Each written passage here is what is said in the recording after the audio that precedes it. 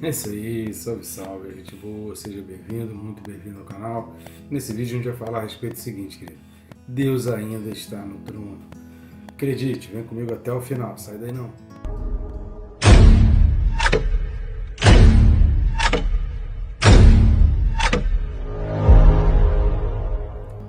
Mas antes, não deixe de se inscrever no canal. Clica aí no botão, é bem rápido e fácil, aproveita e clica no sininho. Clicando no sininho, você é notificado a cada vídeo novo que é colocado aí no canal. Conto contigo também para curtir, comentar, compartilhar. Vamos fazer esse vídeo chegar ao maior número de pessoas possíveis através de curtindo e comentando. O próprio YouTube faz isso de maneira orgânica e compartilhando você faz chegar a pessoas onde nem eu no YouTube conseguiríamos alcançar. Conto contigo, afinal de contas tem sido bênçãos, a própria palavra de Deus é bênção para esclarecer, abrir os olhos, orientar e trazer entendimentos. A palavra de Deus diz que o povo peca por falta de conhecimento, então nos ajude a levar o conhecimento da palavra a mais e mais pessoas, tá certo? Então vamos junto ao texto desse vídeo, Apocalipse 19, versículos 3 e 4. No Apocalipse capítulo 19, versículos 3 e 4, diz assim: Segunda vez disseram, Aleluia, e a sua fumaça sobe pelos séculos dos séculos.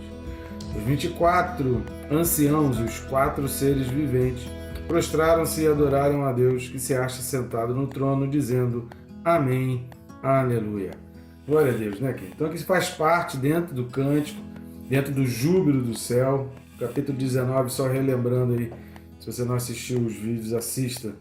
Capítulo 19 é uma oposição ao capítulo 18, enquanto no capítulo 18 é a destruição final, é o decreto final, o julgamento final da grande Babilônia, do grande sistema babilônico que estava imperando na terra, em virtude do surgimento do anticristo, do surgimento da besta, toda aquela afronta por causa da saída da igreja. Então, com a saída da igreja, a saída do Espírito Santo, o diabo ali e a besta, a grande besta, e o falso profeta, essa trindade satânica tem um domínio pleno sobre a terra, e eles imaginam que realmente aquilo dali não vai ter fim, eles vão conseguir ter aquele predomínio e aquele domínio total sobre as nações da terra, gerando uma nova geração capaz de oprimir, afrontar, enfim, de lutar contra Deus. Então esse era o propósito. E aqui no capítulo 19 é exatamente o oposto de tudo isso, que é a alegria no céu. Enquanto na terra há todo esse sofrimento, no céu há essa grande alegria. A gente já falou aqui, se você não assistiu, assista o vídeo correspondente a Apocalipse 19, 1, com relação ao coral Aleluia. Por que o coral Aleluia? Porque aparece Aleluia 4 vezes aqui nesse texto do capítulo 19, uma no versículo 1 e 2 nesses versículos que nós lemos, que é no 3 e no 4, e vai aparecer a próxima vez aí no versículo 6. A palavra Aleluia é aquela palavra de exortação, uma palavra de incentivo, de motivação a que todos ao redor louvem a Deus. É como se fosse assim, estão vendo aí as maravilhas, então louvem ao Senhor. Estão vendo o que está acontecendo, se você consegue entender o que está acontecendo, então louva e engrandece ao nome de Deus. Então, aleluia é relacionado a Deus, não tem como usar o aleluia a outra coisa, porque a própria palavra já traz na sua designação aí que é referente a Deus. Então, aleluia é esse incentivo, essa motivação a que todas as pessoas louvem ao Senhor e adorem, então, a Deus. E aí diz que esse coral é um coral aleluia, exatamente porque se repete, e a expressão aleluia se repete aí. 3 coisas que a gente vai destacar nesses 2 versículos que são importantes, já que está dentro de um contexto e a gente já vem falando muitos assuntos, então a gente vai destacar rapidamente 3 pontos aqui. O primeiro ponto, que daqui esse versículo 3, quando vai falar que a sua fumaça sobe pelos séculos dos séculos, é o cumprimento da profecia que está lá em Isaías 34, versículo 10. Então lá em Isaías 34, 10, já há essa profecia relacionada ao final dos tempos, então profetizando que essa fumaça de Deus subiria. Essa fumaça aqui não é exatamente a fumaça da destruição da Babilônia, mas é a fumaça da adoração. É essa fumaça aqui da adoração, uma fumaça semelhante ao que encheu o templo na época de Salomão. Então, se a gente for ler lá Isaías 34, 10, capítulo 34 de Isaías, vai falar a indignação de Deus contra as nações. O versículo 8 vai falar porque será o dia da vingança do Senhor. Então o tópico aí é a vingança do Senhor que está sendo falado. E no versículo 10, então, ele vai dizer, olha, nem de dia nem de noite se apagará, subirá para sempre a sua fumaça, de geração em geração será assolada, e para todo sempre ninguém passará por ela. Então é uma profecia mostrando o poder de Deus, a grandeza de Deus, e que aquilo que Deus designou vai se cumprir. Então o cumprimento dessa profecia de Isaías 34:10 traz esse ponto central de que, olha, no final vai prevalecer realmente a vontade de Deus. Então, não adianta querer lutar contra e ser contra isso, que vai chegar um dia em que todo mundo terá que se render. Então, esse versículo 3 é um cumprimento de uma profecia feita a Isaías no Antigo Testamento, antes de Jesus, antes dos apóstolos. Então, traz todo esse cumprimento e esse aspecto profético em relação aos profetas do Antigo Testamento. Quanto aos 24 anciãos e os 4 seres viventes, assista os vídeos correspondentes ao capítulo 4. Os 24 anciãos, há várias tentativas de tentar identificar os 24 anciãos. Muita gente, e a maior probabilidade, né, que a gente entende, é que esteja relacionado às 12 tribos de Israel e aos 12 discípulos, aos 12 apóstolos, né, não necessariamente os 12 discípulos, porque envolveria Judas Iscariotes, mas aos 12 apóstolos, aqueles que realmente cumpriram e foram enviados por Deus ali no livro de Atos. Então ali já incluiria Matias no lugar de Judas Iscariotes. Mas também tem a questão de Paulo. Então há toda uma conjuntura tentando explicar esses 24 anciãos, mas o certo é que faz referência às 12 tribos e aos 12 apóstolos, porque aí fica essa discussão, né? 12 ou 13, para as próprias tribos são 12 ou 13. Mas Deus tem a sua contagem, a gente já falou sobre isso, assista os vídeos aí de Apocalipse, capítulo 4, que nós já falamos a respeito dessas questões, assista os vídeos aí de 1 a 10.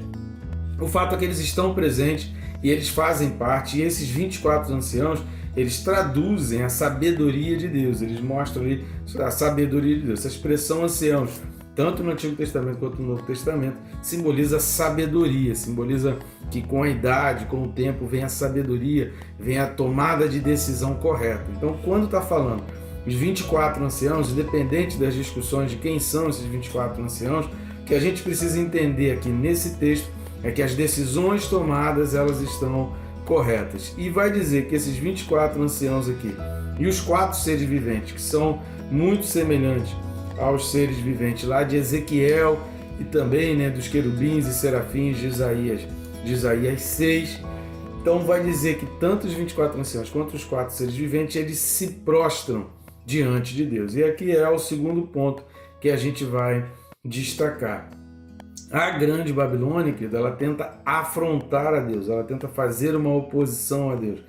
Lá em Daniel, que fala dos pés de barro e de bronze, muita gente consegue entender que é uma mescla, né, da humanidade com a tecnologia. Muita gente aponta para esse lado e vê o cumprimento profético da inteligência artificial, que já está assumindo muitos lugares em termos de carreira e até de profissões, né? Tem julgamentos sendo feitos aí por inteligência artificial. Então já há esses vários testes aí de inteligência artificial, que a própria inteligência, a inteligência artificial que está dando melhorias para outra inteligência artificial, porque a velocidade é muito superior ao que um ser humano poderia fazer. Então muita gente entende naquela profecia de pés de barro e de lata, nesse sentido dessa mescla, desse hibridismo.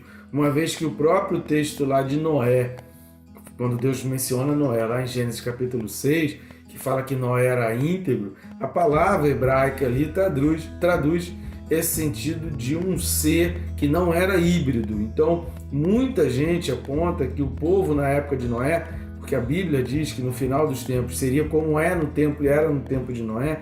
Então, muita gente entende que ali no tempo de Noé havia uma sociedade que já fazia o hibridismo, né, mesclando os seres humanos com máquinas, com um tipo de tecnologia, de que a humanidade ali era tremendamente avançada. Alguns sugerem até da cidade perdida de Atlântida, e aí surgiram vários mitos relacionados a isso, mas o fato é que a palavra grega traduzida ali para integridade de Noé é alguém não híbrido. Então isso traz uma ideia de que o povo daquela época era um povo que eram seres humanos híbridos, e a família de Noé ela foi achada como uma família que não se permitiu, não se deixou levar por toda a influência daquela população. Talvez esse seja também um dos motivos pelos quais as pessoas não acreditaram na pregação de Noé, a semelhança do que acontecia no Império Romano e a semelhança que acontece na Grande Babilônia.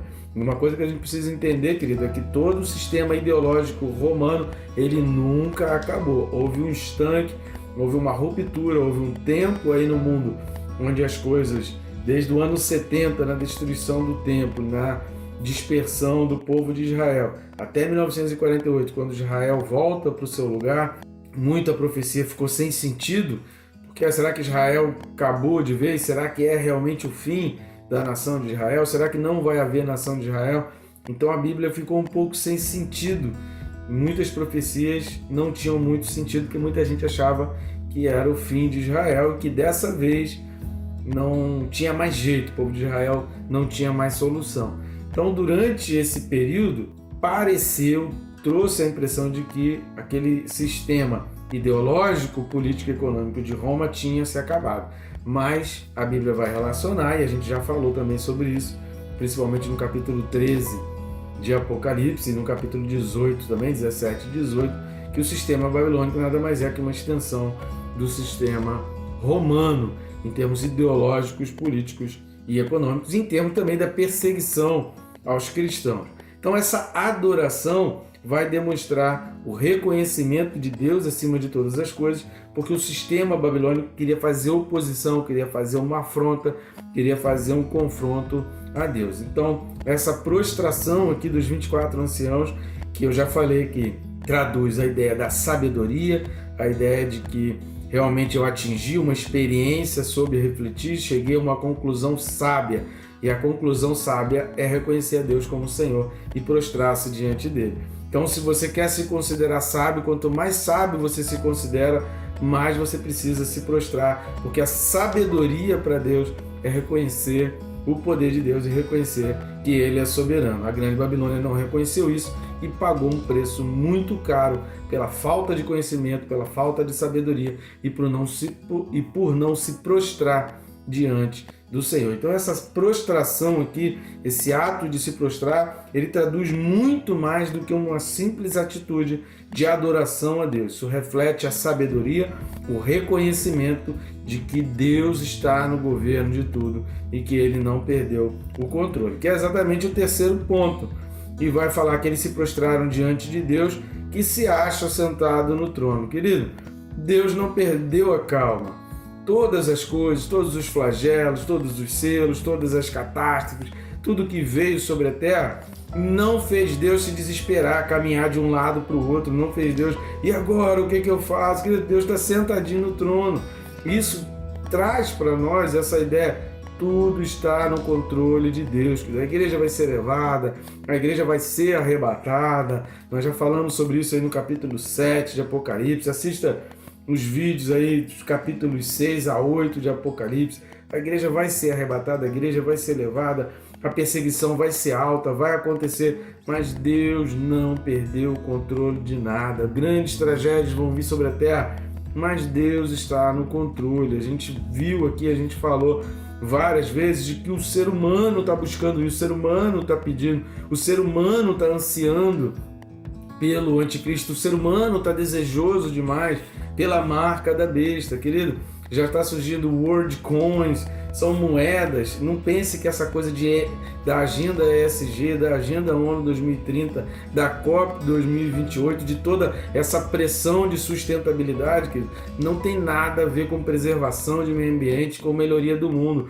Está apenas concentrando o poder nas mãos de poucas pessoas que já têm ali todo o planejamento para o governo global, para o governo do anticristo. O anticristo muito possivelmente já está entre nós e ele vai ser revelado dentro desse bloco econômico que vai deter todo o poder que está sendo imposto. Sem perceber, as pessoas estão cedendo o poder para dentro dessa agenda ESG, dessa agenda ONU 2030. As pessoas não estão percebendo, então as pessoas estão desejosas pela marca da besta.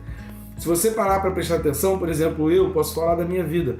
Cara, tem muito tempo, eu já não sei quando foi a última vez que eu peguei numa nota fisicamente. É tudo eletrônico, é cartão, é compra, é Pix, é transferência, é tudo eletrônico, tudo eletrônico. E a Bíblia vai dizer que a marca da besta vai estar na testa e na palma da mão. A gente já falou aqui diversas vezes, tanto no sentido econômico, poder de mercado, só vai comprar e vender quem estiver dentro dessa agenda e só vai... e toda adoração religiosa, a religião vai estar sendo distanciada. Então o falso profeta e a besta vai cumprir esses propósitos de suprir. Lembra que a gente falou, se você não assistiu, assista os vídeos aí desde o capítulo 13 de Apocalipse. Essa pressão para dizer que a responsabilidade por todas as catástrofes do mundo ao longo da história são das religiões, é para tirar isso do coração do homem, porque o homem não vive sem isso. E aí, qual é a estratégia de Satanás? É fazer assim, ó, eu vou tirar de você a comida, vou fazer você rejeitar essa comida para eu oferecer a minha comida. Isso é óbvio, querido. Então vai ser oferecido o alimento, não só espiritual, como também físico, e as pessoas vão desejar por isso e querer muito isso. Então, a própria OpenAI, que criou o ChatGPT, ela falou assim, estão tirando emprego, mas aí em troca disso, em contrapartida, nós estamos, só você ler, se acompanhar aí os últimos noticiários sobre a OpenAI, sobre tudo que vem acontecendo, eles estão criando uma contrapartida, dizendo, né, eu estou ajudando a população, porque eu sei que eu estou tirando empregos, então eu estou gerando uma forma aqui de dependência, querido. É tudo com o único objetivo de fechar todo o poder e todas as fontes econômicas concentradas nas mãos de um pouco bloco. O globalismo é o oposto da globalização. Na globalização, cada país se torna rico, se torna independente, tem suas próprias fontes de governo, tem suas próprias fontes econômicas, tem sua própria geração de riqueza. A agenda ESG e a agenda da ONU, ela vai fazendo o oposto, ela vai tirando da globalização para o globalismo, para que tenha um governo global, uma fonte econômica, uma fonte de diretrizes, uma fonte política, uma fonte ideológica, uma fonte de diretrizes e determinações do que você deve ou não deve fazer. Saco plástico faz mal ao meio ambiente, canudo de plástico faz mal ao meio ambiente, usa ou não usa máscara, toma ou não toma determinado medicamento, tudo direto de um governo global.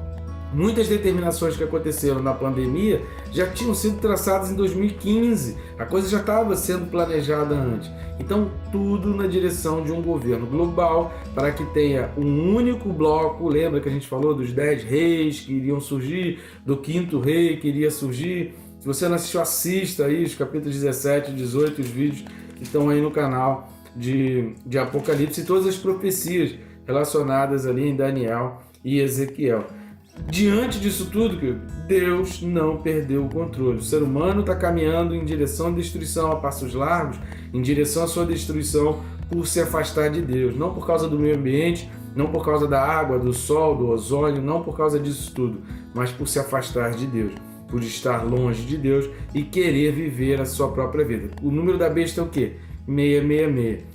Totalmente humanista, totalmente voltado para o homem como centro de todas as coisas. E a gente precisa entender isso. E a gente precisa observar as coisas ao nosso redor e entender. Toda a agenda já está sendo, querido, isso já está compelindo. A minha função e a sua é alertar o povo de Deus para não se deixar levar. E assim como Noé, que não se submeteu ao hibridismo da sua época, assim como esses cristãos aqui, que não se submeteram àquela hegemonia e ao poder de Roma e que foram martirizados, mas encontraram júbilo no céu, porque aí você lê o capítulo 19, você vai ver que é totalmente o oposto daquilo que aconteceu até o capítulo 18, daquele sofrimento. Deus está no controle. Nós precisamos nos submeter a Deus. E mais importante do que qualquer coisa nessa vida, Nosso coração precisa estar em Deus e a gente precisa entender e acreditar no poder de Deus. Não se afaste do Senhor, querido, em momento nenhum. E na dúvida, sempre adore. Marque aí, não deixe de fazer a tua leitura bíblica, não deixe de cumprir os teus propósitos, não deixe de se apegar em Deus. Porque o que o anticristo quer é destituir o coração do homem e tirar do coração do homem o altar ao Senhor. Mas Ele está no trono e que esse trono esteja no teu coração. Esse é o meu desejo e a minha profecia lançada sobre você e sobre a tua vida. Que o trono do Senhor nunca se afaste do teu coração e que Ele continue a te abençoar rica e abundantemente.